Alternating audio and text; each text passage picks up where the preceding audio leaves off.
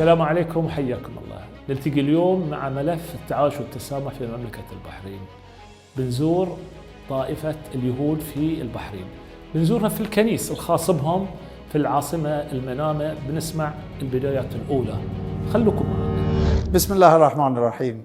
The story really begins at the end of the 19th century, around about 1880s, 1885. At that time, Bahrain was a trading post between Europe and India. There was a lot of activity, a lot of ships going, bringing goods to Bahrain, taking goods from Bahrain, going to India. A lot of movement between, and Bahrain was this trading post and the staging post. At the same time, Bahraini goods that were coming here from Europe were going to Iraq. And on those ships that they used to go to Iraq, the traders used to get to know Jewish families who were living in Iraq, who were buying items from Bahrain. So there was a communication that was going on between traders who were operating out of Bahrain and people living in Basra. Now, the Jews in Basra who were there, they learned from the shippers about what was happening in Bahrain. So they knew that Bahrain was a trading post. They knew Bahrain was like a land of opportunity because there was jobs here. They knew that it was a good place to go if they weren't having a good job in Iraq, or if they had a reason to leave Iraq and go and find a new job or new prospects. Just like at the end of the Second World War, when people were going to America to find a new life, to find a new start. The same was for the Jews who were in Iraq. So they wanted to come to Bahrain and they wanted to start looking for better opportunities. And of course, the first Jews who came here found those opportunities. In the early 1920s, the Jews numbered around about 500 or 600 in the market area in Manama.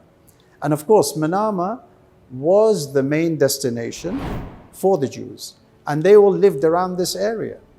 So they came here, they knew how to be traders, and they had a certain level of education, which allowed them to bring from Europe container loads of goods to distribute in Bahrain into the Manama market. And from that, they developed into a prosperous people living and bringing their families with them over here and finding ways of not taking over the market, but finding ways of developing their businesses here in Bahrain. So around about the 1920s and the 1930s, we had up to maybe about 800 Jews living in Manama. They mixed very well with all the people in Manama, with the local Muslims. They became very, very friendly. They used to visit each other's homes. They used to go and they used to come together and they used to get to know each other in their homes. So they used to visit each other's homes. In around about the 1930s, there was a rabbi in Iran.